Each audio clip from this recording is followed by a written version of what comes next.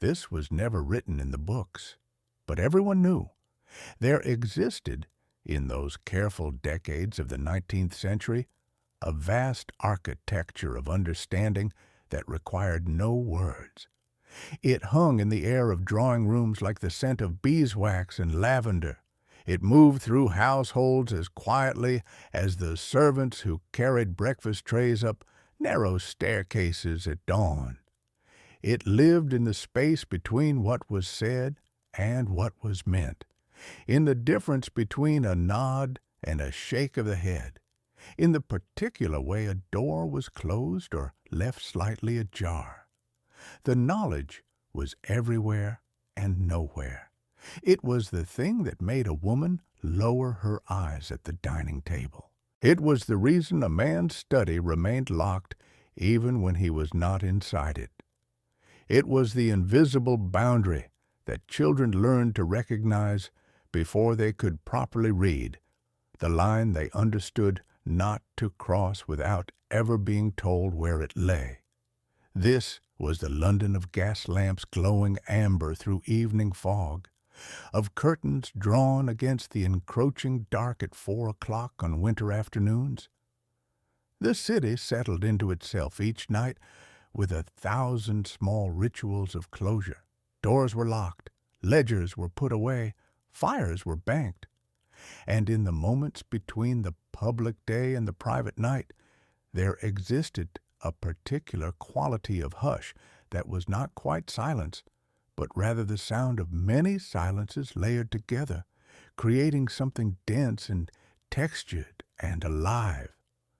In a townhouse on a respectable street, the gas lamps were being lit one by one.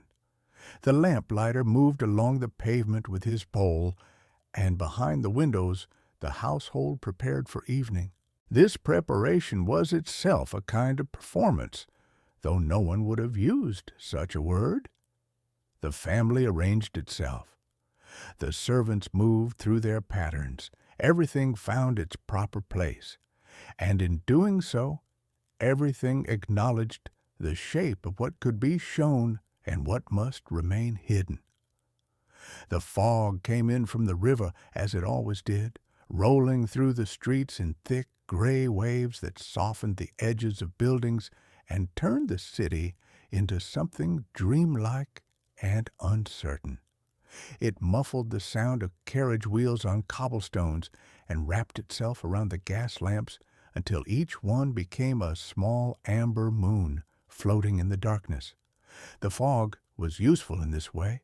It provided cover. It created privacy in a city where privacy was both precious and rare. In the better neighborhoods, the houses stood shoulder to shoulder, their front steps scrubbed clean each morning, their brass fixtures polished until they gleamed. Behind these facades, the families lived their lives according to patterns that had been established long before they were born and would continue long after they were gone. These patterns governed everything: the hours at which meals were taken, the arrangement of furniture in the parlor, the weight of fabric in a lady's dress, the specific shade of calling cards, the precise degree of warmth with which one acknowledged an acquaintance on the street. But beneath these visible patterns lay another set of understandings, equally rigid but never spoken. These were the rules that governed what could be acknowledged and what could not. They determined which subjects were suitable for conversation and which must be handled through silence or euphemism. They created a whole vocabulary of gestures and glances, of things said through what was not said, of meaning transmitted in the space between words. As darkness fell completely, the servants moved through the downstairs rooms, lighting lamps and closing curtains. Each movement was practiced, efficient, nearly silent. The housekeeper checked that the doors were locked. The cook began preparations for the evening meal. The scullery maid scrubbed pots in the basement kitchen, her hands red from hot water and lye soap.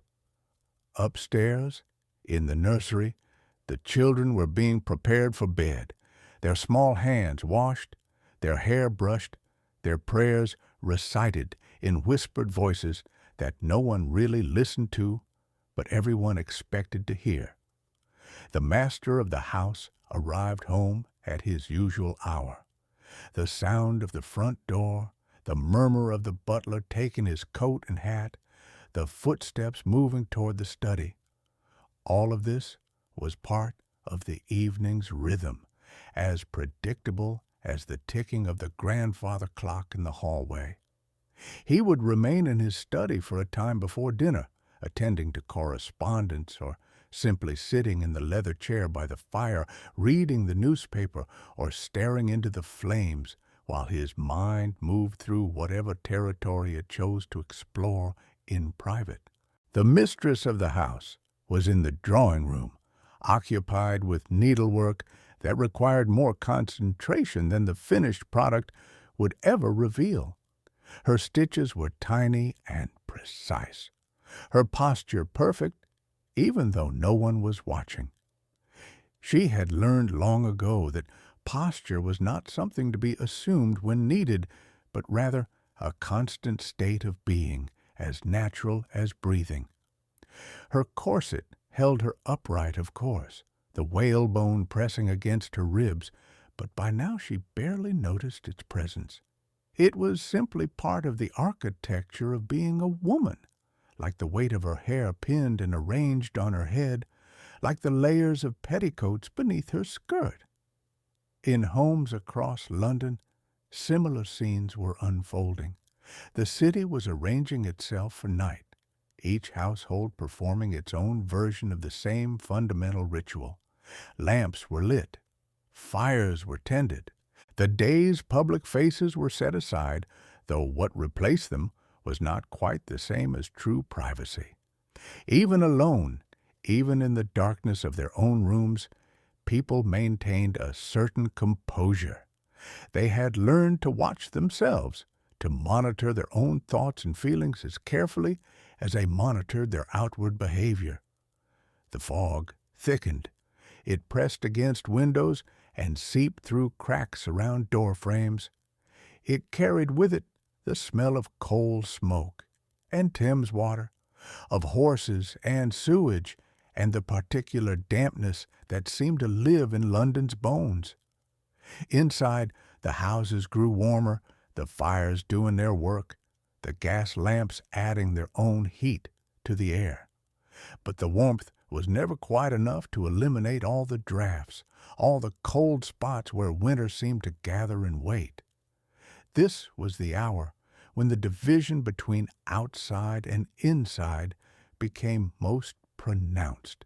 The streets belonged to the fog and the shadows, to the people who had no choice but to be abroad after dark, to the night watchmen and the desperate and the bold. Inside, behind locked doors and drawn curtains, another world existed. It was a world of careful arrangement and maintained appearances, of routines so deeply ingrained they had become invisible, of secrets so thoroughly hidden that sometimes even their keepers forgot they were there. The clocks throughout the city struck the hour. The sound carried through the fog, church bells and mantel clocks and pocket watches all marking time together. And with each hour that passed, the city settled deeper into its evening life, into the private rituals that could only occur after darkness fell and the public eye was closed. The drawing room was the heart of respectability, the space where a family displayed itself to the world and to itself. Its arrangement was a careful composition, every piece of furniture positioned with consideration, every ornament selected for what it communicated about taste and status and values. The wallpaper was chosen to suggest refinement without ostentation. The carpet was thick enough to muffle footsteps, but not so thick as to seem indulgent. The curtains were heavy velvet, drawn now against the night, their folds precise and even. On the mantelpiece stood photographs in silver frames, family members frozen in formal poses, their expressions serious because the long exposure time required for photography did not permit smiling. These images were evidence of continuity, of connection to the past and the future simultaneously. They proved that the family had a history, that it existed in time as well as space. The dead looked out from their frames with the same composed expressions they had worn in life, and the living understood that they too would eventually occupy such frames, would become part of the permanent record of propriety. The lady of the house sat in her accustomed chair, her needlework in her lap. Her fingers moved with practiced efficiency, the needle entering and exiting the fabric in a rhythm that required no conscious thought. This work served multiple purposes. It occupied her hands in a manner that was considered appropriate for a woman of her station. It produced items that could be given as gifts or sold at charity bazaars, demonstrating both her skill and her benevolence. And it gave her something to focus on during the long hours when she was expected to be present in the drawing room but had nothing particular to do. But perhaps most importantly, the needlework provided a socially acceptable reason for silence. She could sit without speaking, without making conversation, and it would appear that she was merely absorbed in her work. In truth, her mind roamed far beyond the careful stitches. She thought about the things that could not be spoken. She remembered the things that had been left unsaid. She carried within her a whole catalogue of knowledge that had been acquired through observation and inference rather than direct instruction. She had learned, for instance, that her husband's late nights at his club were not always spent at his club. She had learned this not through any declaration or confession, but through 100 small inconsistencies, details that did not quite align. A smudge of powder on a collar, a trace of unfamiliar perfume, an expense in the household, accounts that could not be explained. She had learned to notice these things and simultaneously to not notice them, to file them away in some part of her mind that accumulated information without demanding action. This was one of the fundamental skills required of a wife in her position, the ability to know without acknowledging that she knew, to see without appearing to see. Direct confrontation was not merely inadvisable, it was impossible. The social structure did not provide a mechanism for it. What would she say? What words existed for such a conversation? And even if the words existed, what would be the purpose of speaking them? Her husband would deny it. Or worse, he would not deny it, but would expect her to accept it silently, to understand that this was simply how things were. So she sat with her needlework and maintained the surface of their life together. She presided over dinner parties. She managed the household accounts, working within the allowance her husband provided. She ensured that the children were properly dressed and properly educated. She paid calls on other women who sat in their own drawing rooms with their own needlework, and together they discussed the weather and charitable work and the latest fashion from Paris, all of them carefully avoiding the subjects that really occupied their thoughts. The room itself was complicit in this performance. Every surface had been chosen to reflect a particular image. The books on the shelves were the right books, the sort that educated people were expected to own, whether they read them or not. The piano in the corner suggested cultivation, a household that valued music and the arts. The arrangements of flowers were fresh but not extravagant, demonstrating good taste and proper management of resources. Even the temperature of the room was part of the composition. It was kept warm but not hot, comfortable but not soporific. The fire in the grate burned steadily, fed by coal that had been carried up from the cellar by servants whose labor remained invisible to the family enjoying its warmth. The gas lamps provided steady light, though they also produced a faint hiss and a particular smell that became so familiar it was no longer noticed. In this environment, the lady of the house had learned to exist in a state of perpetual readiness. She was always prepared for visitors, always dressed appropriately, always composed. Her hair was always arranged. Her dress was always pressed. Her expression was always pleasant but not overly familiar. She had mastered the art of being present while simultaneously being absent, of occupying a room without demanding any particular attention, of existing as a kind of human furniture that completed the proper arrangement of a respectable household. But beneath this smooth surface, beneath the practiced composure and the careful stitching, there moved currents of thought and feeling that had no outlet. She thought about the years of her youth, about the person she had been before marriage, about the hopes and expectations that had gradually been replaced by the reality of daily life. She thought about her children and what their futures would hold, whether her daughters would find themselves in similar drawing rooms, performing similar rituals, maintaining similar silences. She thought about the things she had been taught to ignore, the locked drawer in her husband's desk, the letters that arrived with no return address, the afternoons when he claimed to be working but could not later recall any details of that work. She thought about her own mother, now dead, and wondered whether that woman had sat in her own drawing room with similar thoughts, whether this pattern of knowing and not knowing had been passed down through generations like the silver tea service or the family Bible. The needlework continued. The needle rose and fell. Outside, the fog pressed against the windows. The gas lamps hissed softly. The fire crackled.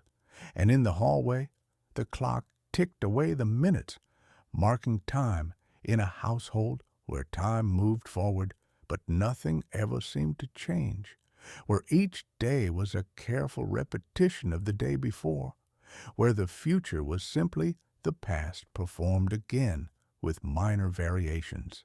This was the drawing room in its essence, a stage set for a play that had no script, where the actors knew their roles so well they could perform them while thinking about something else entirely, where the audience was simultaneously the performers, and the performance existed primarily to reassure everyone that the proper order was being maintained, that respectability was intact, that whatever happened behind closed doors or in locked studies or during those unaccounted-for hours, here in this room, everything was exactly as it should be.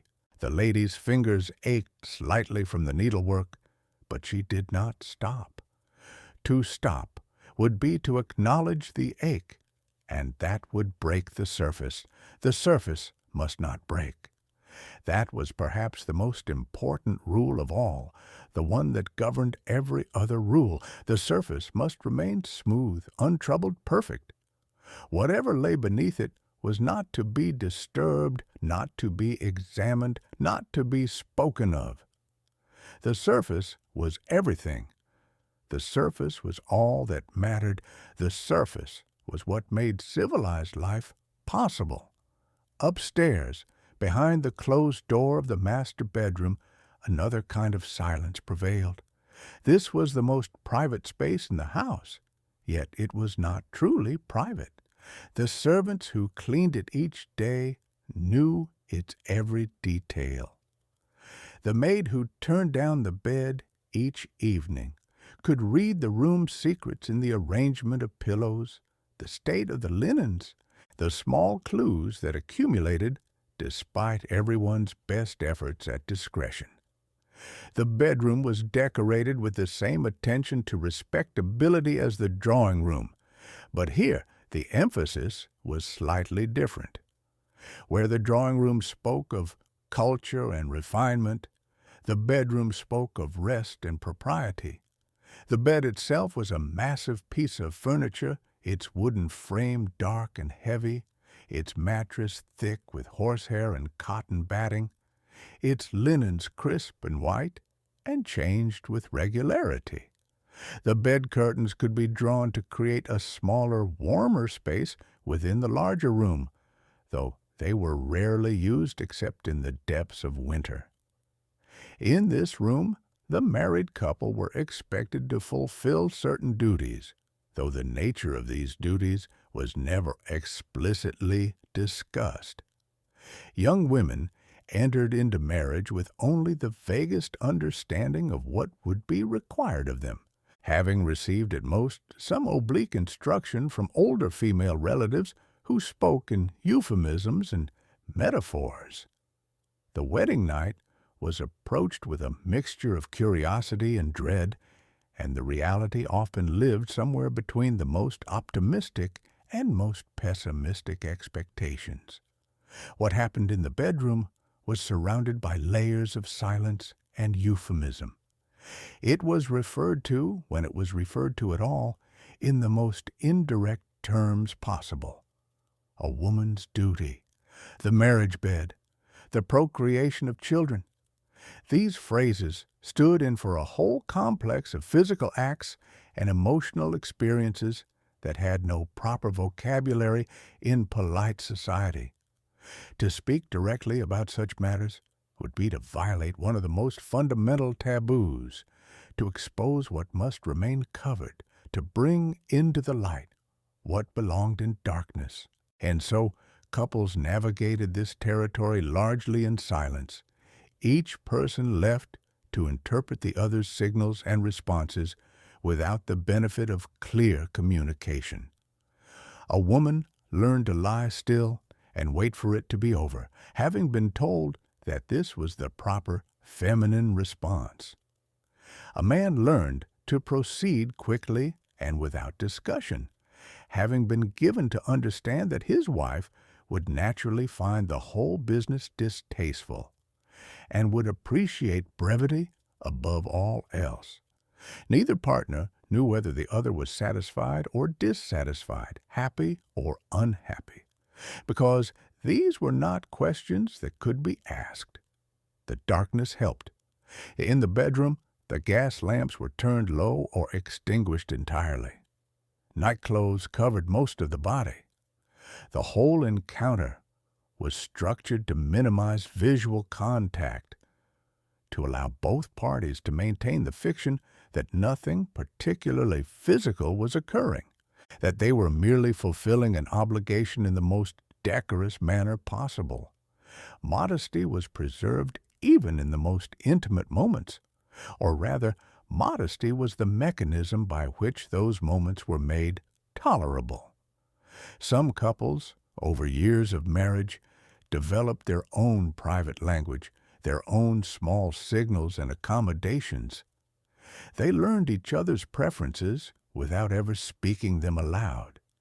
They found ways to make the mandatory more bearable, even occasionally pleasant. But they did so within the constraints of silence, never acknowledging that anything had changed or improved, never admitting that they had adapted to each other in ways that went beyond duty. Others simply endured.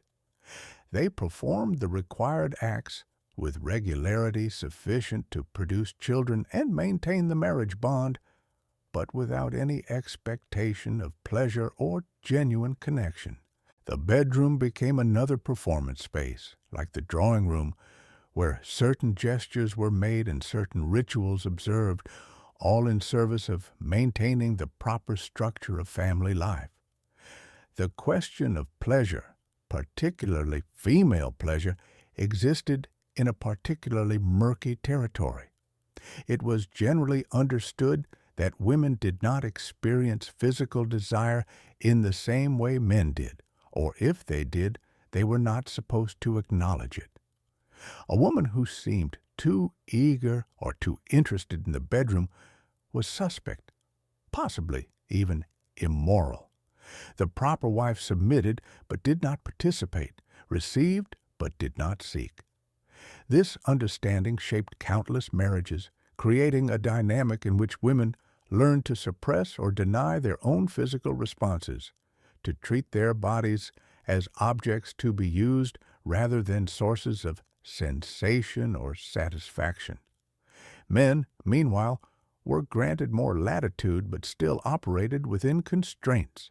They were expected to confine their appetites to appropriate outlets, which generally meant their wives or, if necessary, certain designated women outside the home whose profession was to accommodate male desire without threatening the social order. A respectable man was expected to maintain control, to never allow his physical nature to compromise his public standing or his family's reputation.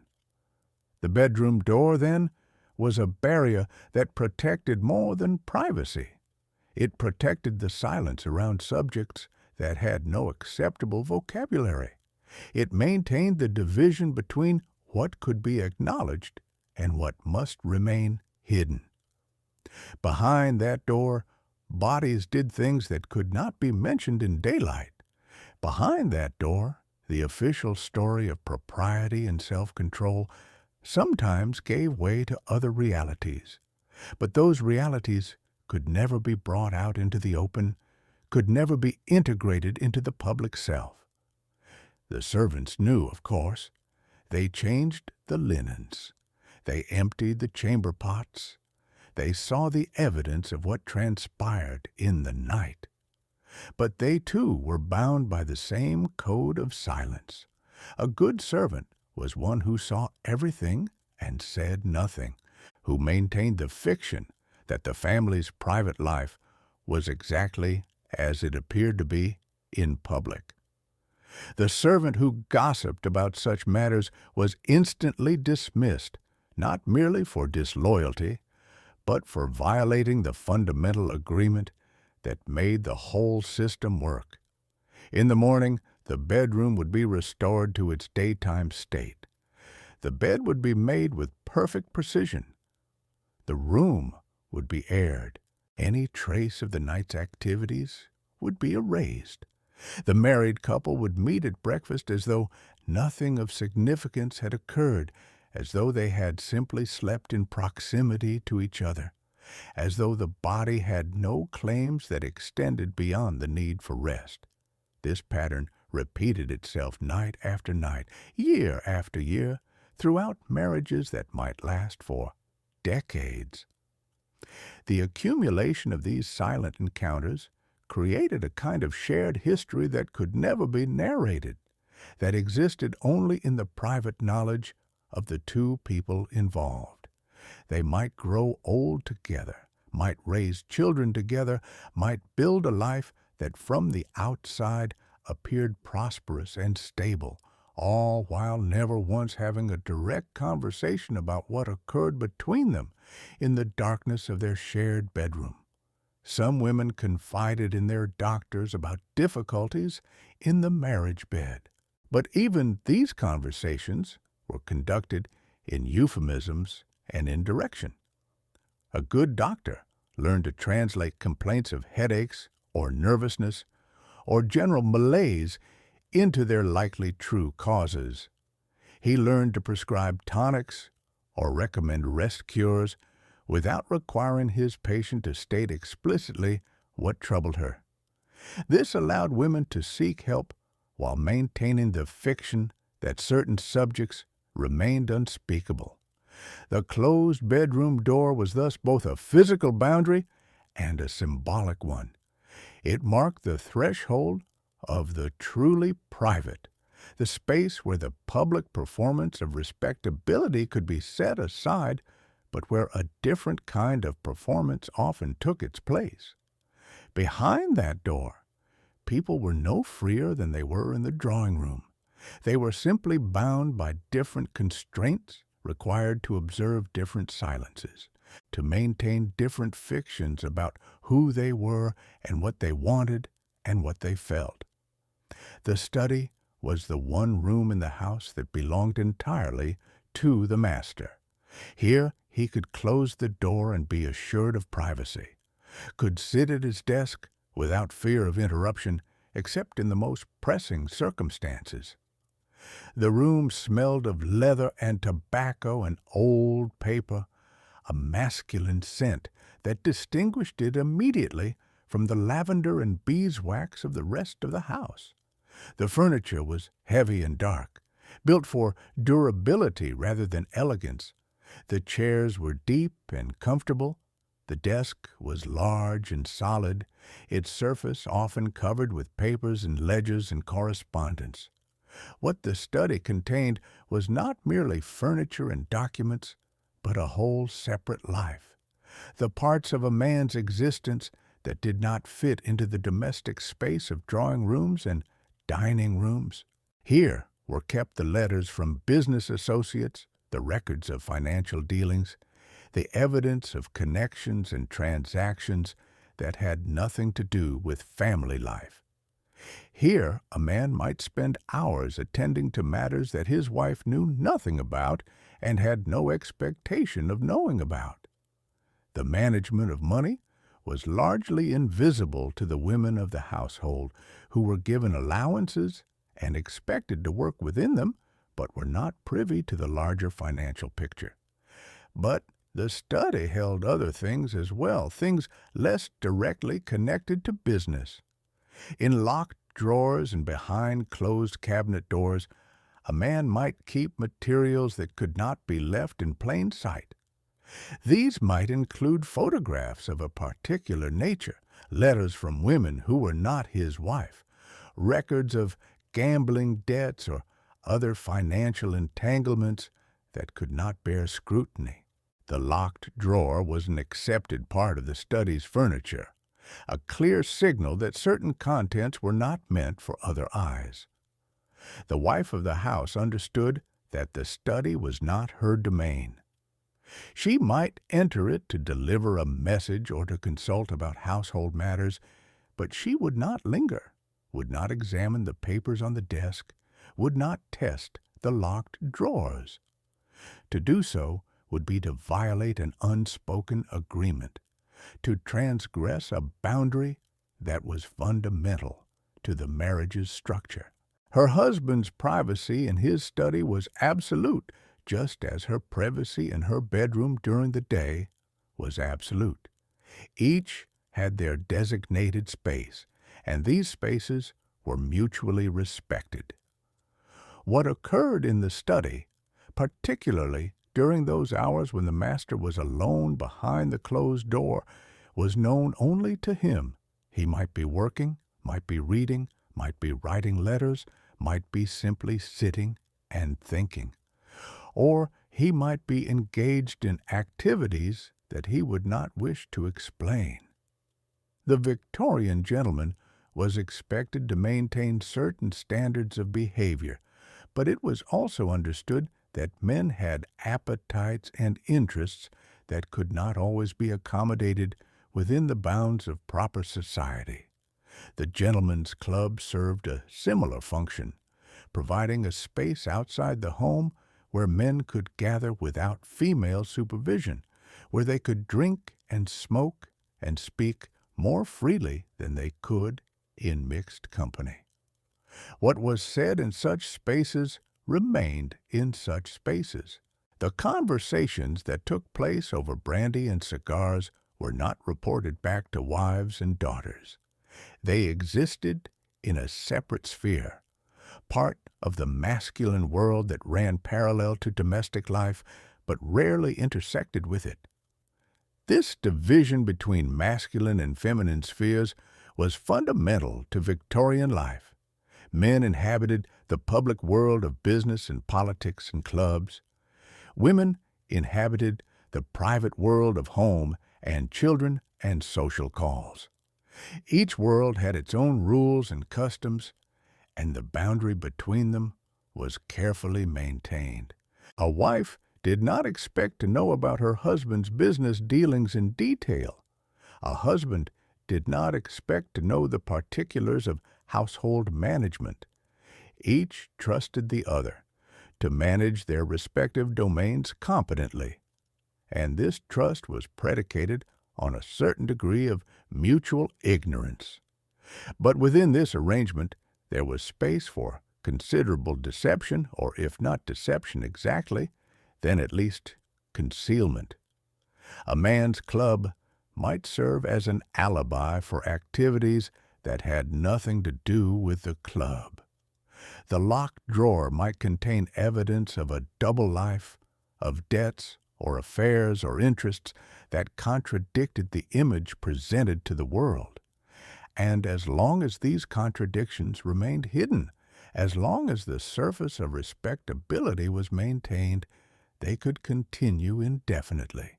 The study also contained the family documents, the wills and deeds and marriage certificates that proved the family's existence in the eyes of the law.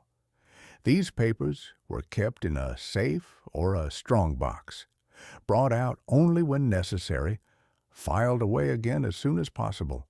They represented the official version of the family's history, the legally recognized relationships and properties and obligations. But they told only part of the story. They could not capture the emotional realities, the private griefs and resentments, the ways that people actually lived as opposed to how they appeared on paper. In the evening, after dinner, the gentleman might retire to his study for a final hour of work or reading. He would pour himself a glass of port or brandy, settle into his chair, light his pipe. The ritual was as prescribed as any other part of the day, but here, alone, he might allow himself to drop some of the performance. His posture might relax, his expression might change. He might permit himself to feel the fatigue or frustration or satisfaction that he could not show in company. But even alone, he was not entirely free. He had internalized the same codes of conduct that governed his public behavior. He monitored himself, judged himself, maintained a kind of internal surveillance that ensured he never strayed too far from what was proper. This self-policing was one of the key mechanisms of Victorian society, the way that social control was maintained not through external force but through the internalization of social norms until they became indistinguishable from personal conscience. The locked drawer represented both the existence of secrets and the commitment to keeping them. It acknowledged that there were things that must be hidden, but also demonstrated that the hiding was systematic and secure. The key to the drawer was kept on the gentleman's person or in a safe place known only to him. Its contents were his alone to know. And when he died, the drawer might be opened by his executor, who would examine the contents and decide what should be preserved and what should be destroyed, what could be made public and what must be buried with its keeper. This pattern of secrecy extended beyond the physical contents of the study. It included the whole network of connections and obligations that a man accumulated over a lifetime, the favors owed and debts incurred, the friendships and enmities that shaped his position in the world. Much of this remained invisible even to those closest to him, because to make it visible would be to admit that life was more complex and more morally ambiguous than the official version allowed. The study, then, was a sanctuary not merely from the demands of family life, but from the demands of complete honesty. Here, a man could maintain the parts of himself that did not fit the respectable image, could keep them contained and controlled, but not entirely suppressed.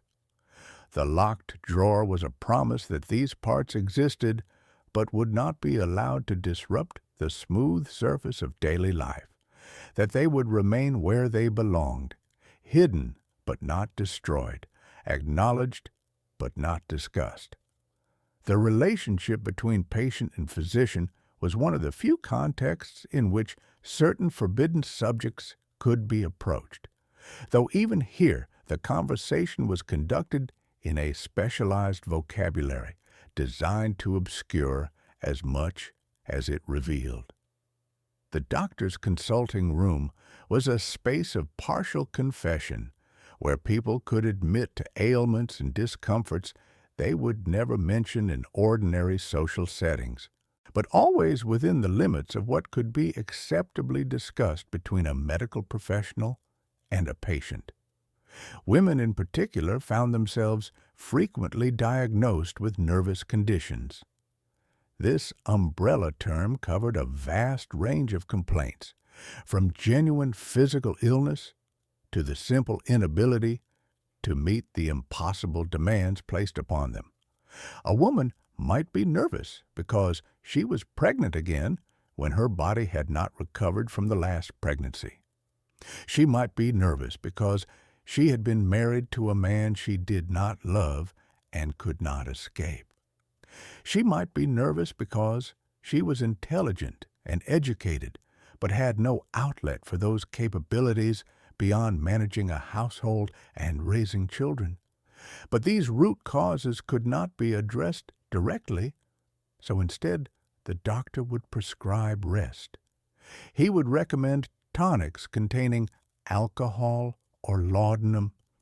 He would suggest a change of scene, perhaps a trip to the seaside. He would advise against too much reading or intellectual stimulation, as these were thought to overtax the female nervous system. The treatment addressed the symptoms while carefully avoiding any examination of the causes, because to examine the causes would be to question the fundamental structure of society itself. The diagnosis of hysteria was particularly common. This ancient concept, rooted in the Greek belief that the uterus wandered through the body causing trouble, had evolved into a catch-all explanation for any female behavior that seemed excessive or uncontrolled. A woman who cried too much, who laughed too freely, who expressed anger or frustration, who seemed too interested in sex or not interested enough. All of these could be diagnosed as hysterical. The diagnosis was both an explanation and a dismissal, a way of categorizing female distress without taking it seriously. Some doctors genuinely attempted to help their patients, working within the constraints of medical knowledge and social expectation to provide relief where they could. They might recognize that a woman's nervous condition was related to the circumstances of her life, but feel powerless to change those circumstances. Marriage was permanent. Children were inevitable. The social requirements were fixed. What could a doctor do except provide temporary comfort and hope that the patient would find a way to endure? Other doctors were less sympathetic, viewing female complaints as evidence of inherent weakness or moral failing. They might lecture their patients about the importance of accepting their lot in life, of finding satisfaction in their proper duties, of not allowing themselves to dwell on impossible desires. This advice, delivered with medical authority, reinforced the same messages women heard from every other source: that their role was fixed, their duty clear, their personal feelings irrelevant to the larger question of maintaining social order. The treatments themselves sometimes did more harm than good. rest cures that confined women to bed for weeks or months at a time, forbidding them to read or write or engage in any mental activity, could drive them deeper into the despair they were meant to cure. Tonics containing opiates could lead to addiction. Procedures that were conducted without proper anesthesia or antiseptic technique could cause infections or other complications. The medical establishment, like every other institution, was more concerned with maintaining appearances than with genuine healing. Men, too, visited doctors with complaints that could not be fully articulated. Certain subjects were so taboo that even in the privacy of the consulting room, they could only be approached indirectly. A man might report fatigue or weakness or difficulty concentrating when what he really meant was something related to sexual function or desire. The doctor would understand the real question and would respond with equal indirection, perhaps recommending exercise or cold baths or abstinence from certain foods, all of which were coded ways of addressing issues that could not be named. The widespread availability of laudanum and other opiates meant that many people self-medicated, treating insomnia or pain or anxiety with substances that were easily obtained from any pharmacy. The addictive nature of these medications was not well understood, or perhaps it was understood but not considered particularly problematic. Many respectable people maintained dependencies on these substances throughout their lives, carefully managing their doses to avoid obvious impairment while never being entirely free from their influence. Doctors also served as gatekeepers for certain kinds of knowledge. They were the ones who explained the facts of life to young people about to be married.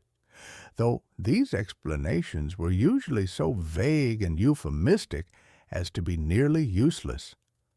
They were the ones who confirmed pregnancies and attended births, managing the dangerous business of bringing children into the world. They were the ones who diagnosed venereal diseases and treated them with mercury and other remedies that were sometimes as dangerous as the diseases themselves. The doctor knew things about his patients that no one else knew, or at least things that no one else officially knew. He knew who was diseased and who was healthy. He knew who had borne children outside of marriage and who had sought abortions. He knew which men frequented prostitutes and which women were dying from their husbands' infections. All of this knowledge was supposed to remain confidential, protected by the physician's oath, but it gave the doctor a peculiar power, a position from which he could observe the gap between public virtue and private behavior.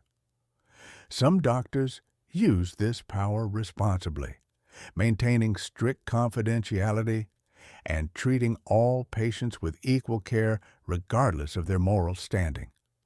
Others were less scrupulous, allowing hints and insinuations to escape, using their knowledge to gain social advantage or to punish those they deemed unworthy. The threat of exposure was always present, a reminder that the secrets confessed in the consulting room were never entirely safe. The medical profession itself was changing during the Victorian period, becoming more scientific and less reliant on traditional remedies and folk wisdom. But this scientific progress did not extend to areas that touched on sex or reproduction or mental health. Here, the old ignorance and prejudice persisted, dressed up in medical terminology but fundamentally unchanged. Women's bodies remained mysterious and threatening. Mental illness was moral weakness. Sexual dysfunction was divine punishment. The new scientific language simply provided a more sophisticated way of expressing the same old ideas. In the doctor's ledger, each patient was reduced to a series of symptoms and treatments, a clinical record that bore little resemblance to the actual complexity of their lives. The notation might read nervous exhaustion or digestive complaint or general weakness, but behind these bland phrases lay stories of genuine suffering, of lives constrained and distorted by social expectations, of bodies and minds rebelling against conditions they could not escape. And still, people returned to the doctor, seeking relief or at least acknowledgement of their pain. They submitted to examinations and treatments. They paid their fees and took their medicines.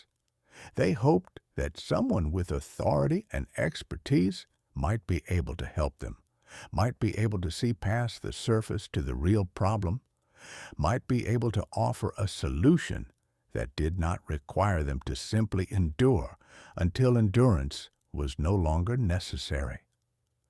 The nursery was located at the top of the house, as far as possible from the main living spaces.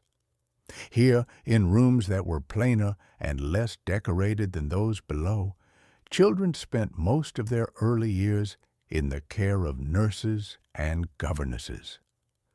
They saw their parents at designated times for brief visits that were carefully structured and supervised. This arrangement was considered proper, even essential. Children were not to intrude on adult life. They were to be raised by servants who specialized in child rearing while their parents maintained the primary business of being adults. The education that occurred in the nursery was not only, or even primarily, about reading and arithmetic. It was about learning the vast network of unspoken rules that govern behavior. Children absorbed these lessons through observation and correction, learning what could be said and what could not, what questions could be asked and which must be swallowed unspoken. They learned that certain subjects made adults uncomfortable, and that making adults uncomfortable was a serious transgression. A child who asked where babies came from would be told about storks or cabbages, or simply told that such questions were not appropriate. The child learned not to ask again, but the curiosity remained, combining with other fragments of overheard conversation and misunderstood observations to form a confused and often frightening understanding of how the world worked. The silence around certain subjects did not eliminate children's need to understand those subjects. It simply ensured that their understanding would be derived from incomplete information and imagination rather than fact. Boys and girls were educated differently, prepared for the different roles they would occupy as adults. Boys were taught to value courage and self-control, to suppress emotions that might be seen as weak or feminine. They learned that crying was shameful, that complaining was unmanly, that their future position in the world would require them to maintain a stern and confident exterior regardless of what they felt inside. They learned to compete with other boys, to establish hierarchies, to understand that some people were naturally superior to others, and that one's goal should be to be among the superior. Girls were taught to value modesty and obedience, to defer to male authority, to find satisfaction in service to others. They learned that their bodies were dangerous and shameful, that they must be covered and controlled and never discussed. They learned that their purpose was to make a good marriage and to raise children and to manage a household efficiently. They learned that intellectual pursuits were acceptable as accomplishments, but should never be taken so seriously as to interfere with their primary duties. The governess occupied a peculiar position in the household, neither servant nor family member. She was educated often more educated than the mistress of the house, but she was also dependent, employed on sufferance and subject to dismissal at any time. She taught the children their letters and their manners, sat with them during meals, supervised their play. But she also observed the family's private life from a unique vantage point, seeing things that servants saw but with the understanding of someone from the same class as her employers. Many governesses kept journals, recording their observations of the families they served. These journals, when they survive, provide a fascinating glimpse into Victorian family life, revealing the gaps between public image and private reality. A governess might note the tension between husband and wife, the favoritism shown to one child over another, the small cruelties and kindnesses that characterized daily life. She saw the children as they really were, not as their parents imagined them, and she often developed genuine affection for them, even as she recognized the ways their education was preparing them for lives of constraint and performance. Children learned by watching adults, and what they learned was often different from what adults intended to teach. They learned that people said one thing and did another. They learned that emotions must be hidden. They learned that there were vast areas of adult life that were never explained or acknowledged, that they would somehow be expected to understand without ever being taught. They learned that asking questions was often worse than remaining ignorant. The punishment of children was another area where official policy and actual practice diverged. Physical punishment was common and accepted, though it was supposed to be administered calmly and for the child's own good rather than in anger. But in reality, children were often struck or confined or deprived of food for minor infractions, and the adults who punished them sometimes did so with a vehemence that suggested their own frustrations were being vented rather than any pedagogical purpose being served. Children learned to be silent about these punishments, just as they learned to be silent about everything else that made them uncomfortable or confused.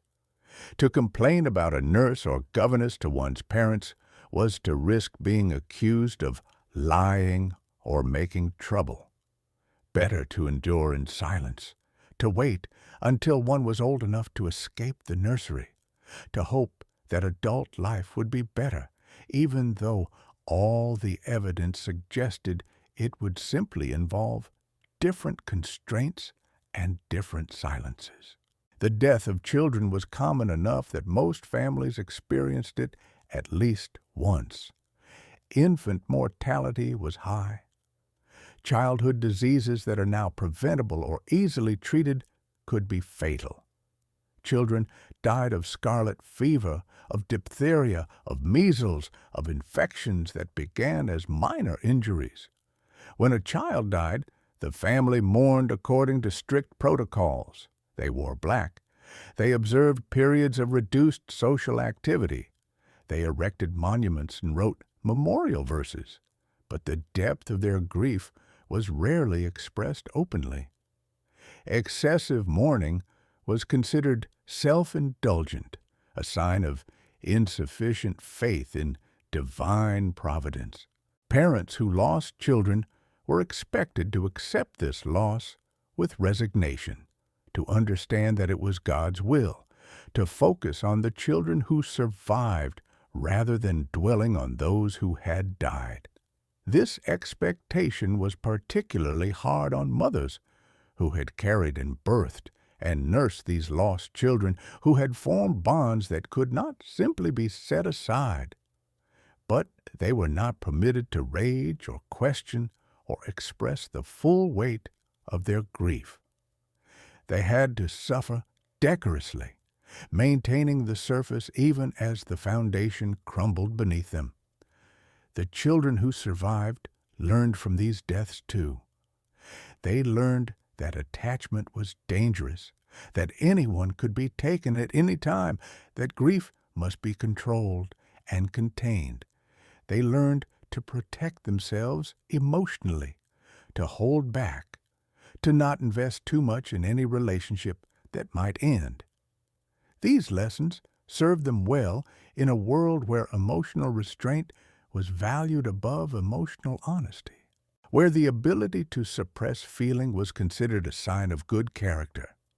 Adolescence brought its own particular challenges as children's bodies began to change in ways that were never discussed. Girls discovered menstruation with little or no preparation, often believing themselves to be injured or diseased. They were given cloths or pads and told to manage discreetly to ensure that no sign of their condition was ever visible to others. The monthly cycle was a source of shame and secrecy, something to be hidden as carefully as any other bodily function. Boys discovered nocturnal emissions and masturbation, often accompanied by such severe warnings about the consequences of self-abuse that they believed they were damaging themselves permanently. Medical literature of the period attributed nearly every malady to masturbation, suggesting that it led to blindness, insanity, impotence, and early death. Boys tormented themselves trying to stop behaviors that were perfectly natural, developing elaborate systems of self-monitoring and punishment, adding guilt and fear to the already complex business of growing up.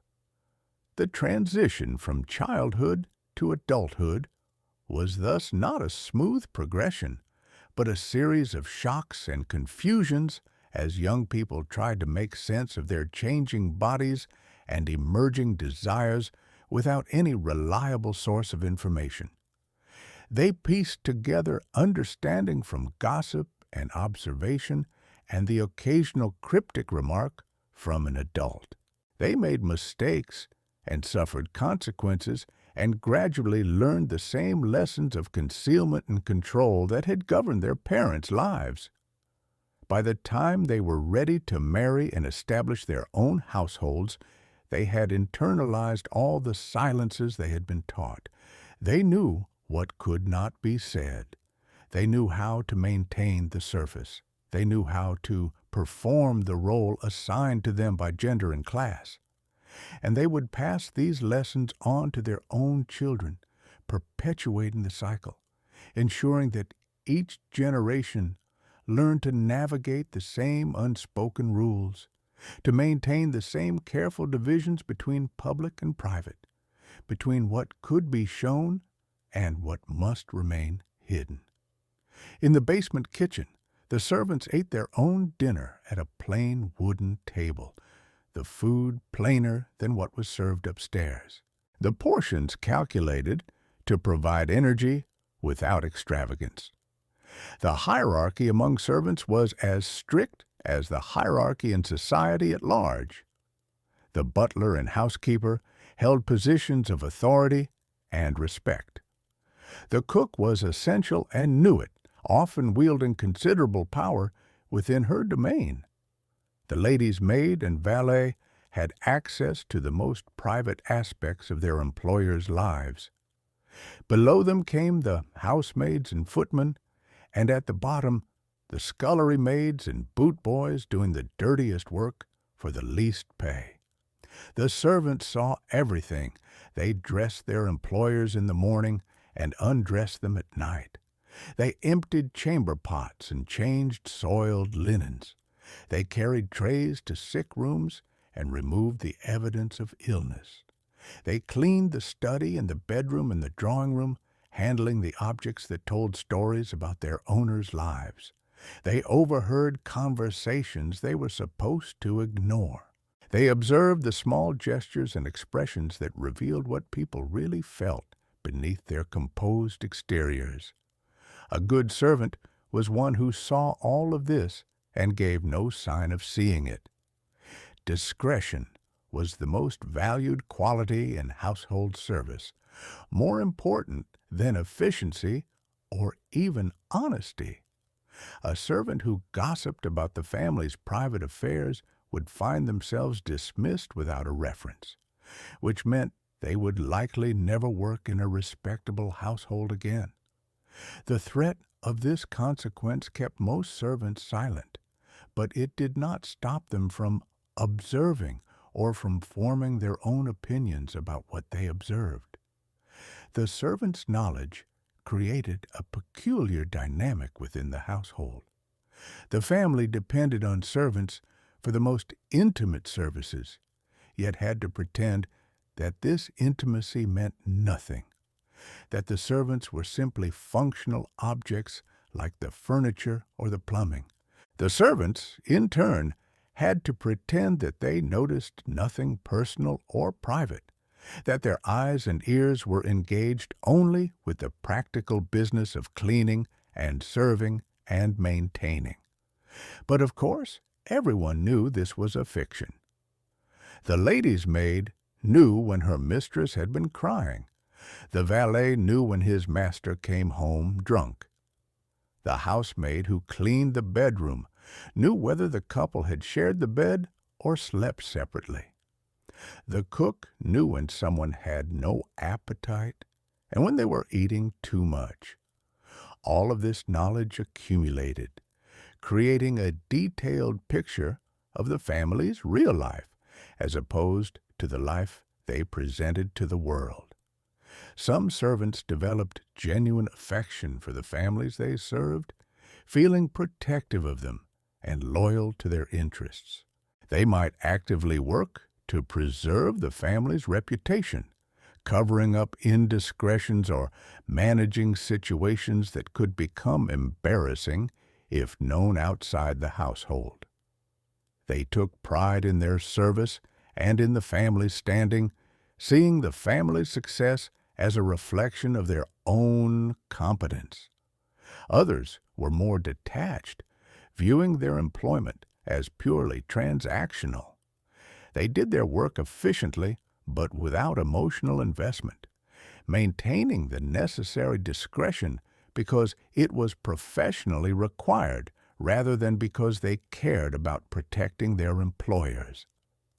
They might move from household to household, accumulating a catalog of observations about how different families lived behind their closed doors, seeing the patterns that repeated across different settings.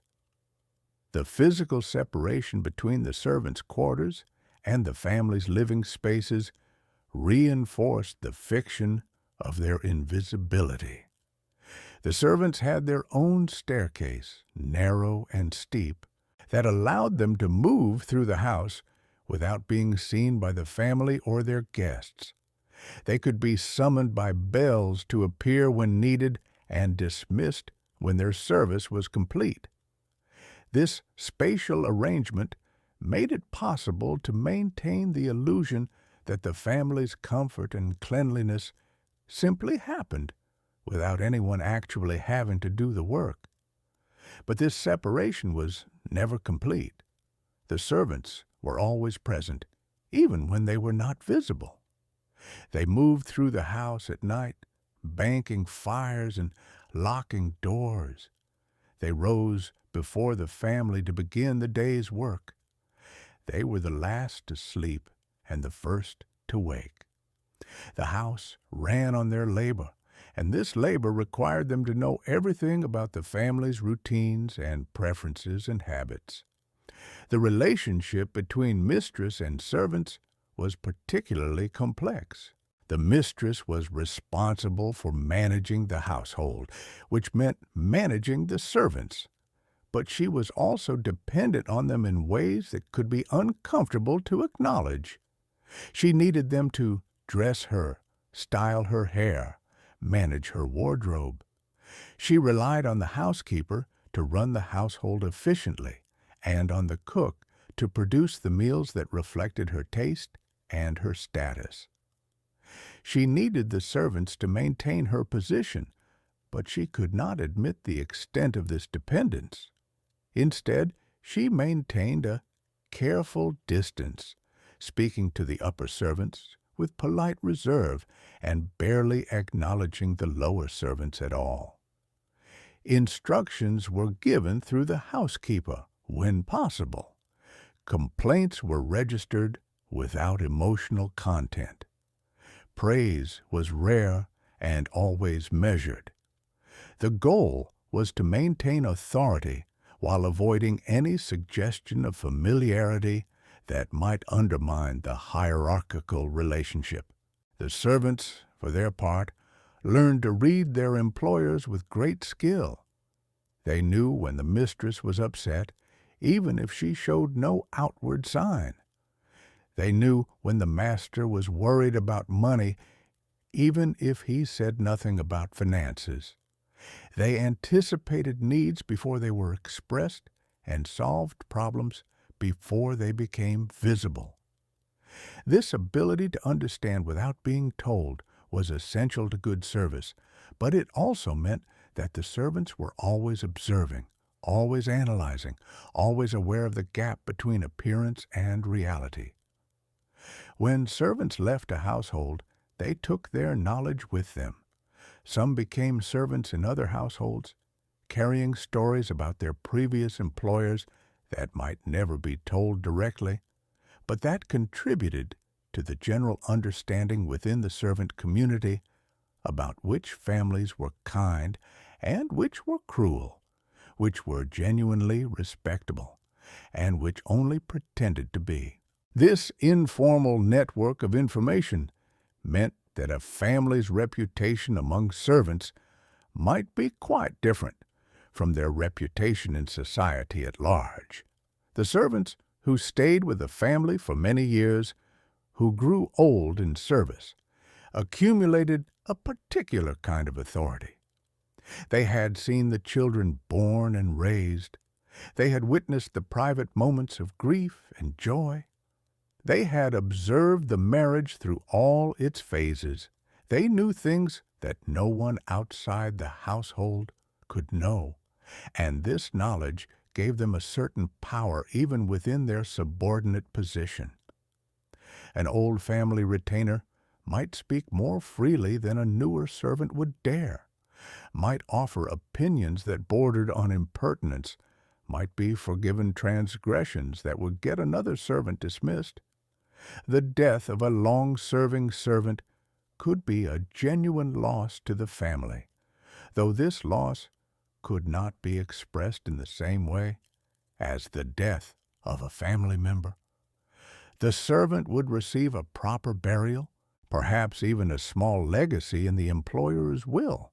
Their years of service would be noted, but the family could not mourn openly or extensively, because to do so would be to admit a level of emotional connection that violated the proper distance between classes. Young servants who were new to a household learned the family's secrets quickly, initiated by the older servants who explained the household's dynamics and the expectations of each family member. They learned which rooms to avoid at certain times, which topics never to mention, which family tensions existed even if they were never openly acknowledged.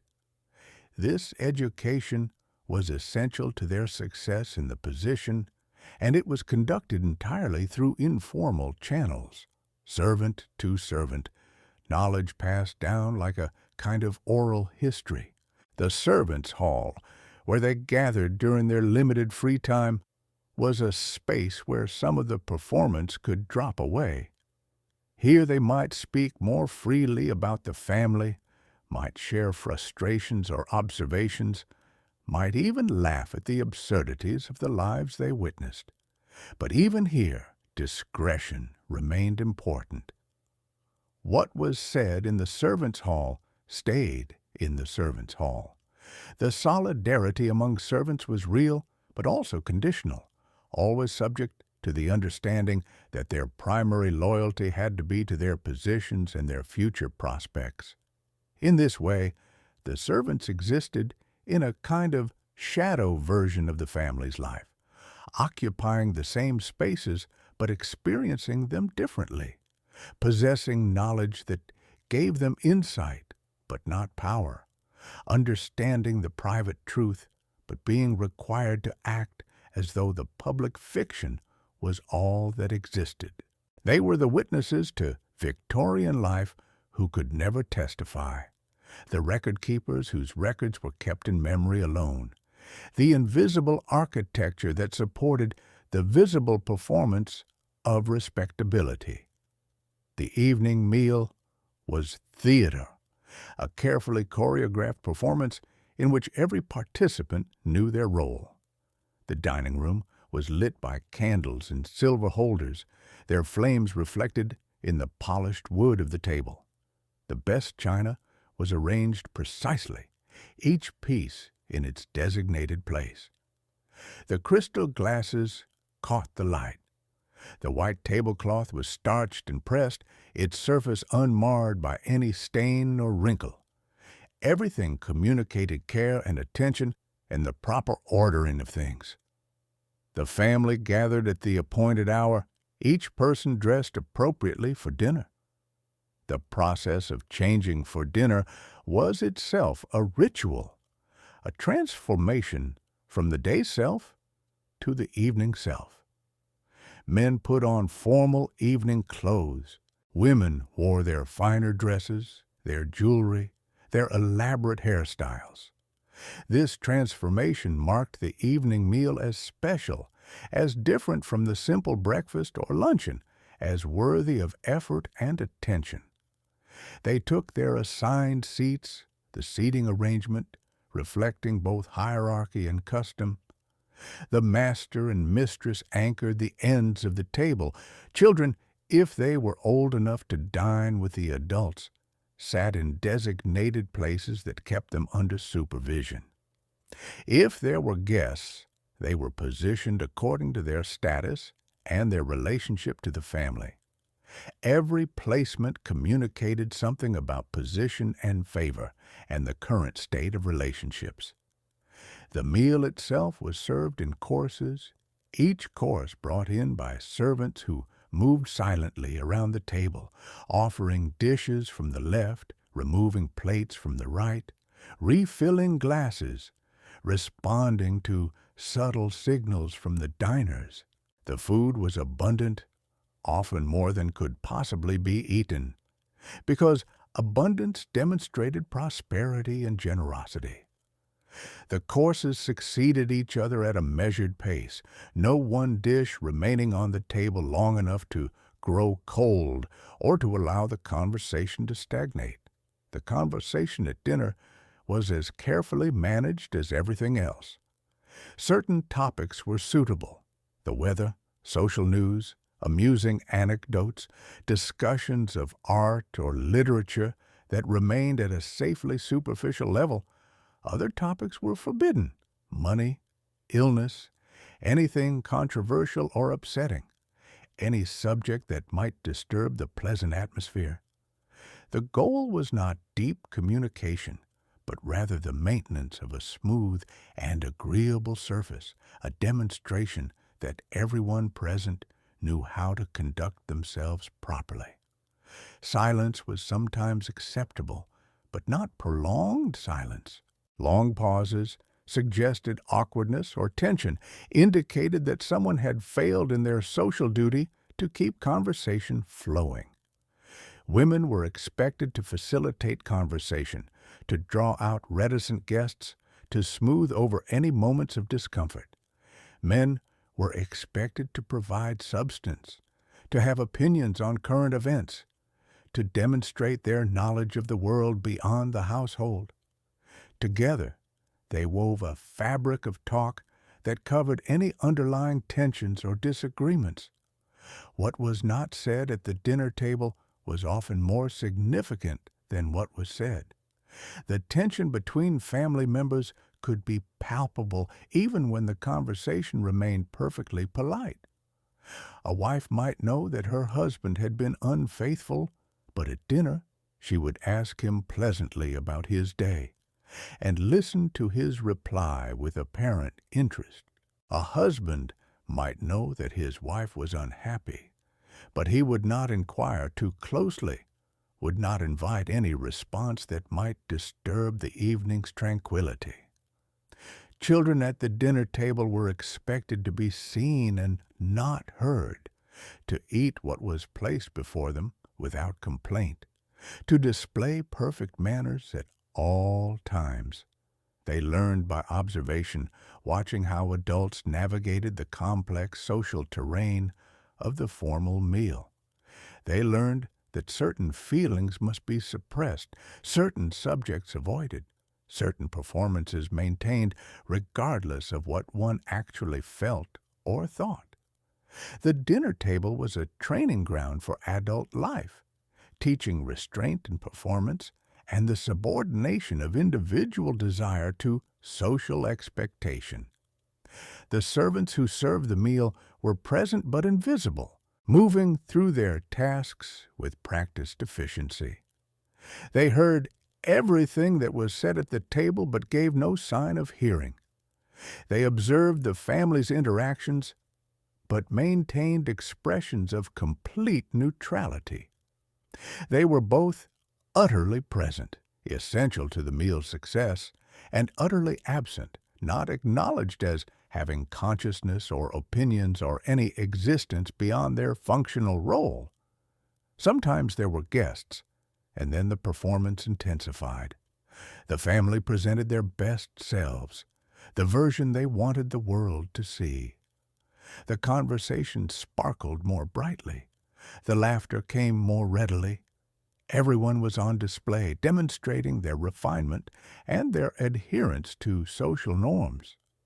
The guests played their part too, offering compliments on the meal and the home and the children, reinforcing the family's sense that they were succeeding at the project of respectable life.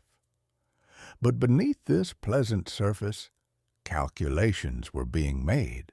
The guests were being evaluated for their suitability as business associates or marriage prospects or social connections. The quality of the meal and the service was being judged. The furniture and decoration were being noted and compared to the standards in the guests' own homes. Everything was simultaneously a social pleasure and a form of assessment. Everyone both participant and judge. The meal could last for hours, course following course, conversation flowing around the table like the wine that was regularly poured and consumed. The alcohol helped, of course, loosening tongues and softening the strict boundaries of proper conversation. By the end of the meal, the talk might be more animated, the laughter louder, the strictures slightly relaxed, but never entirely relaxed. Even with wine, certain lines remained uncrossable, certain subjects unmentionable. When the meal concluded, the ladies would retire to the drawing room, while the men remained at the table with their port and cigars. This separation allowed for different kinds of conversation, each gender able to discuss topics that would not be appropriate in mixed company. The men might talk more freely about politics and business and risque subjects. The women might discuss household matters and social gossip and children. But even in these separated spaces, certain boundaries remained. Not everything could be said, even among one's own sex. The whole elaborate ritual of the dinner table served multiple purposes. It demonstrated the family's status and their command of social graces. It provided structure to the day, a focal point around which other activities could be organized. It created opportunities for the display of virtue and accomplishment. But perhaps most importantly, it reinforced the fundamental principles of Victorian social life. That appearances must be maintained, that certain feelings must be suppressed, that the smooth surface was more important than the sometimes troubled depths, that civilization itself, depended on the willingness of everyone to perform their assigned roles regardless of what they privately felt or desired. Throughout the house, in locked boxes and hidden compartments, in the backs of wardrobes and the bottoms of trunks, people kept their written secrets, letters that could not be shared, journals that recorded thoughts too dangerous or too private to speak aloud, documents that evidenced transactions or relationships that must remain hidden. The written word was both a means of preservation and a source of danger, because, unlike spoken words, written words could not be denied or forgotten. They persisted, offering evidence long after the events they described had passed. Women, in particular, often kept journals, finding in the private page a space for honesty that existed nowhere else in their lives. Here they could admit their unhappiness. Here they could express desire or ambition or rage. Here they could record the small humiliations and frustrations of daily life. The journal was a confidant who would never judge or repeat what was said, who would never use their knowledge against them. It was the repository of the self that could not be shown to anyone else. But keeping a journal was also risky. The book might be found. Its contents might be read by hostile eyes. The thoughts recorded in private might be used as evidence of unfitness or immorality or mental instability. And so the journals themselves were often coded using euphemisms and initials and references that only the writer would understand. Or they were written in pencil that could be erased if necessary. Or certain pages were torn out and destroyed when the danger of discovery seemed too great. Letters were even more problematic. Once sent, they were beyond the writer's control. They might be kept when they should have been destroyed. They might be shown to people they were never meant for. They might survive the death of their recipient and be found by others who would interpret them in ways the writer never intended. And yet people continued to write letters because the need to communicate with specific others, to maintain connections across distance, to express feelings that could not be expressed in person, was too strong to be suppressed entirely. Love letters were particularly dangerous. The expression of romantic or sexual feeling in writing created evidence that could destroy reputations and end marriages. Women who engaged in affairs had to be careful about preserving any written evidence of those relationships. Men who wrote to their mistresses or to other men with whom they shared forbidden attachments understood that those letters represented a permanent threat. And so, after they were read, after their contents were absorbed and savored, they often had to be destroyed. The burning of letters was a common practice, a recognition that some words were too dangerous to preserve. The fireplace consumed the evidence, reducing paper and ink to ash. But the act of burning was itself tinged with sadness, a recognition that something precious was being destroyed for the sake of safety. People burned letters from lovers who had died or relationships that had ended. They burned letters that revealed too much about their own thoughts and feelings. They burned letters that connected them to scandals or controversies they needed to distance themselves from. Some letters survived by accident, hidden in places where they were forgotten and only discovered years or decades later. Others survived because someone made a deliberate decision to preserve them despite the risk, believing that the record was more important than the danger.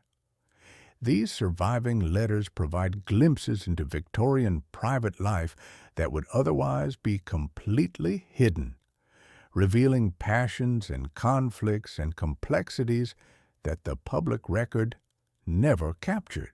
Diaries kept by men were often different in character from those kept by women, focusing more on external events and business matters than on emotional states. But even these more factual records often contained coded references to activities the writer did not want to detail explicitly. An evening spent away from home might be recorded with no indication of where or with whom. Money spent might be noted without explanation of its purpose. The diary became a partial record, useful for jogging memory, but carefully obscuring anything that could be incriminating. The discovery of a family member's private writings after their death often led to difficult decisions. Should the papers be preserved or destroyed? Should they be read by others or kept private? Different families made different choices, but many chose destruction, believing that the dead person's privacy should be respected and that certain things were better left unknown. Executors burned boxes of papers without reading them. Children destroyed their parents' letters. Spouses eliminated any evidence of infidelity or other transgressions, preferring to preserve a clean memory rather than confront a complicated truth. But sometimes the papers survived, and then their contents might reshape understanding of the deceased. A woman thought to have been entirely conventional might be revealed through her diary to have had deep intellectual interests or passionate friendships or serious doubts about her religious faith. A man who appeared successful and satisfied might be shown through his letters to have suffered from depression or financial anxiety or alienation from his family.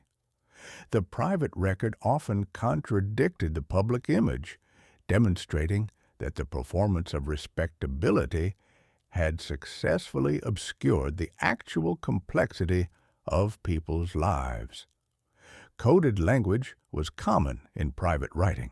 People developed their own systems of euphemism and indirection, referring to forbidden activities or feelings in ways that would be meaningless to an uninformed reader, but perfectly clear to the writer or intended recipient. Sexual activity might be referred to as taking tea or reading together.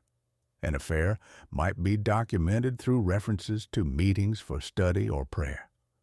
The code provided protection while still allowing the writer to record what they considered important. Some people kept commonplace books, collections of quotations and observations that were meant to be shared with family and friends. These books displayed the keeper's taste and education, their ability to recognize and preserve what was valuable in literature and philosophy. But even these ostensibly public documents sometimes contained private meanings, quotations selected because they expressed feelings the keeper could not express directly, passages that spoke to their own situation in ways that others might not recognize. The question of what to preserve and what to destroy occupied many people's thoughts, particularly as they aged and began to consider what would happen to their papers after their death. Some conducted regular purges, burning anything they would not want others to see. Others preserved everything, perhaps hoping that future generations would understand them better than their contemporaries did. Still others meant to sort through their papers, but never got around to it, leaving the decision to others who might lack the context to make informed choices. The letters and journals that did survive, that were preserved through intention or accident, became precious evidence of lives that would otherwise be completely lost. Historians and biographers would later mine these documents, trying to piece together the private reality behind the public image. They would read between the lines, interpret the codes, try to understand what the writer really meant beneath the careful language. But even these surviving documents represented only a fraction of what was written, and what was written represented only a fraction of what was thought and felt and experienced. In the end, most of Victorian private life remained private, destroyed by those who lived it or lost to time and decay. The burned letters and hidden journals that no longer exist vastly outnumber those that survive. The secrets they contained, the truths they recorded, are gone forever, leaving only hints and echoes in the documents that remain. This was perhaps exactly as their creators intended, preferring to control their own narrative, even if it meant erasing much of the truth, choosing privacy over history, silence over revelation. The fog had thickened through the evening, pressing close against the windows of the London house, wrapping the city in its familiar embrace. Inside, the lamps burned steadily. The fires were banked for the night. The household was settling into its nocturnal rhythm, each person moving through the rituals that mark the transition from day to night, from public to private, from the performed self to whatever self existed beneath the performance. In the bedroom, the lady sat at her dressing table while her maid unpinned her hair and brushed it out. Neither woman spoke. The ritual had been performed so many times that words were unnecessary. The maid knew exactly how many strokes the brush should make, exactly how to section the hair and braid it for the night. The lady sat still, her eyes unfocused, her mind elsewhere. Perhaps she was thinking about the day that had passed or the day that would come. Perhaps she was thinking about nothing at all, simply existing in the liminal space between waking and sleeping. Downstairs, the master sat in his study with a final glass of whiskey. The day's correspondence had been answered. The accounts had been reviewed. The door was locked from the inside, as it always was during these late hours.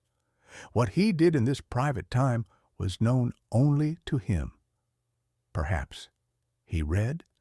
Perhaps he simply sat and stared at the fire.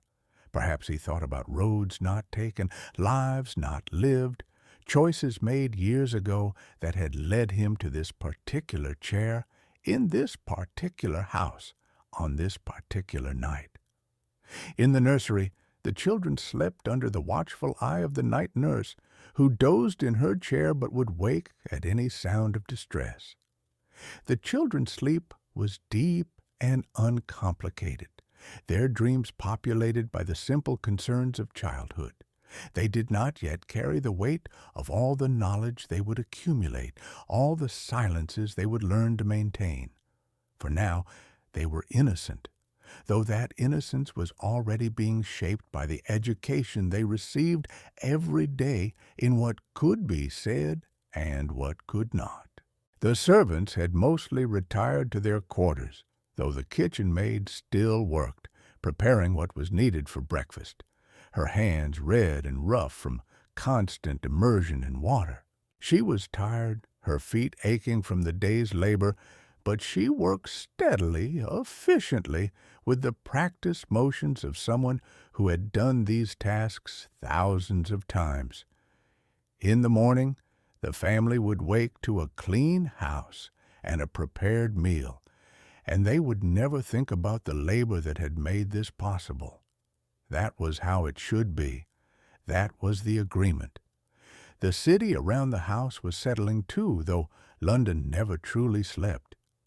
Somewhere a baby was crying. Somewhere a couple was quarreling. Somewhere someone was dying, and someone else was being born. The vast machinery of urban life continued its operation, indifferent to individual joys and sorrows, grinding forward through the night toward another day that would be much like the last one, much like the next one. The silence that governed Victorian life was not empty. It was not the absence of meaning, but rather a particular kind of structure, a framework that organized experience and made it manageable. The silence said, "This far and no further." It said, "Some things are too dangerous to examine."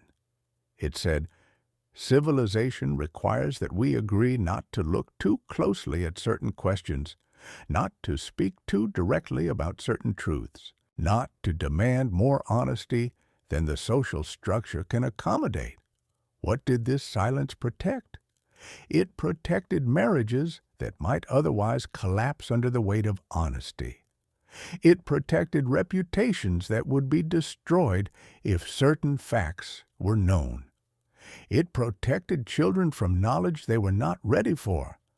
It protected the social hierarchy by preventing those at the bottom from fully recognizing and articulating the injustice of their position. It protected men from having to confront the consequences of their actions.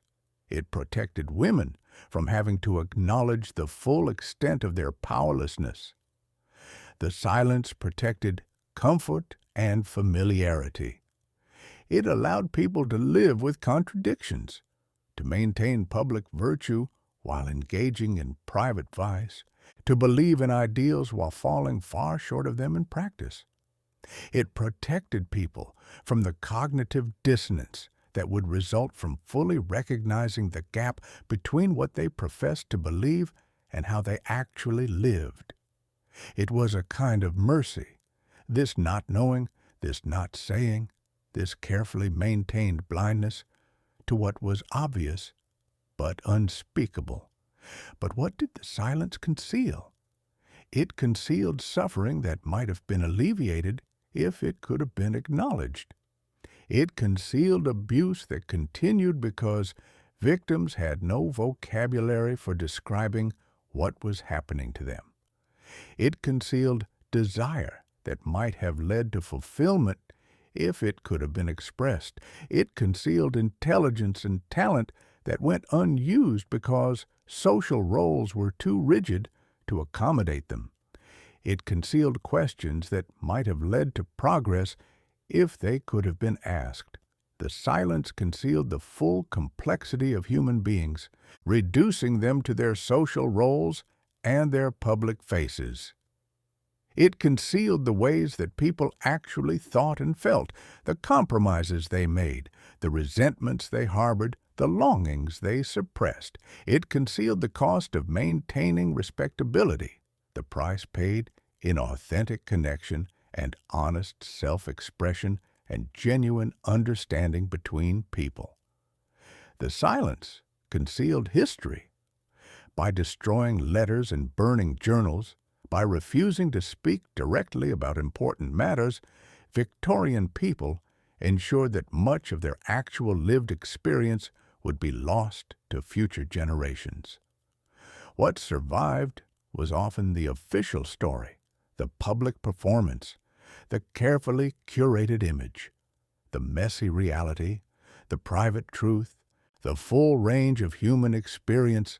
Much of this was deliberately obscured or accidentally lost. And yet, the silence was not entirely without value. It created a kind of privacy that might be difficult to maintain in a more transparent society. It allowed people to have secrets, to preserve some part of themselves that was not subject to external judgment.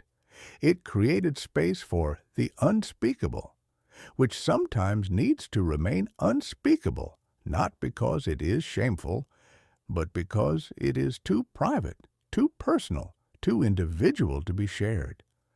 The lady at her dressing table, the gentleman in his study, the children in their beds, the servants in their quarters, all were embedded in this structure of silence.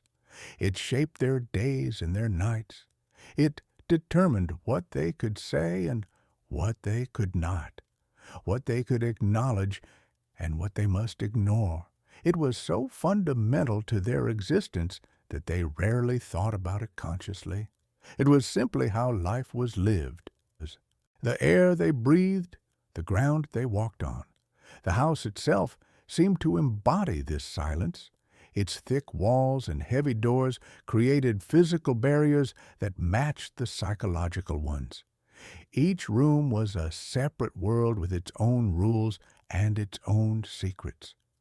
The locked study, the closed bedroom, the private nursery, the servants' quarters, all existed in proximity, but also in separation, connected by hallways and staircases, but divided by boundaries that were more than merely physical. In the morning, the performance would resume. The household would wake and dress and eat breakfast and move through the day's appointed tasks. The master would go out to his business. The mistress would manage her household. The children would have their lessons. The servants would work. And everyone would maintain the necessary silences, would observe the proper boundaries, would play their assigned roles with the skill that came from years of practice. But for now, in this late hour, in this moment between day and day, there was a kind of peace in the silence. The performance could rest. The masks could be set aside, at least partially. Each person could exist for a brief time in a state of relative honesty, alone with their thoughts, accountable to no one but themselves. It was not freedom exactly, because the internal surveillance remained active. The learned behaviors continued to operate. But it was as close to freedom as most would get. The fog outside would burn off by mid-morning, as it always did. The sun would shine weakly through the haze. Life would go on, bound by rules that were never written but always enforced, shaped by silences that were never acknowledged but always maintained. This was the Victorian world, where so much was felt and so little was said, where the official story and the private reality existed in parallel universes that rarely touched, where everyone knew things they were never supposed to know, and no one spoke about knowing them. The gas lamps flickered slightly, their flames responding to some draft in the house. The fire settled in the grate with a soft whisper of falling ash. The clock in the hallway ticked steadily onward, measuring time that moved forward but seemed, in its essential character, to stand still. Tomorrow would be much like today. Next week would be much like last week. The years would pass, and the fundamental structure would remain unchanged, because it was built not on sand, but on the solid foundation of things that could not be said. This was what it meant to live in that time, in that place, within that system. To know and not know simultaneously, to see and not see, to understand and not understand, to carry within oneself a vast catalog of awareness that could never be fully expressed or acknowledged, to participate in a collective fiction while being individually aware of its fictional nature, to maintain the surface while knowing what lay beneath it, to live in silence while hearing, in that silence, the echo of all the things that went unsaid. The night deepened. The city grew quieter, or at least the respectable parts of it did. The house settled into itself, its timbers creaking softly, its walls holding warmth against the cold outside. And in their separate spaces, the people who lived there continued their private thoughts, their individual dreams, their personal reckonings with the distance between who they were supposed to be and who they actually were, between the life they showed to the world and the life they lived inside themselves. The silence was not emptiness. It was structure. It was meaning. It was the framework that made everything else possible. And it would endure, generation after generation, until eventually it would begin to crack and shift, until the things that could not be said would start to be spoken, until the careful boundaries would begin to blur. But that was still far in the future, for now in this Victorian night, the silence held firm, protecting its secrets, concealing its truths, allowing life to continue in its prescribed patterns, allowing people to live with contradictions they could not resolve, with knowledge they could not acknowledge, with feelings they could not express. The last lamp was extinguished, the last fire banked, the last door closed, and in the darkness the house breathed softly, containing within its walls all the complexity and contradiction of human lives lived according to rules that everyone followed and no one believed, in a world where respectability was everything and yet also nothing, where what could not be said was often more important than what could, where the silence itself was a kind of language expressing in its particular weight and texture and depth the full measure of what it meant to be alive in that particular moment of history. This was never written in the books, but everyone knew. Sleep well,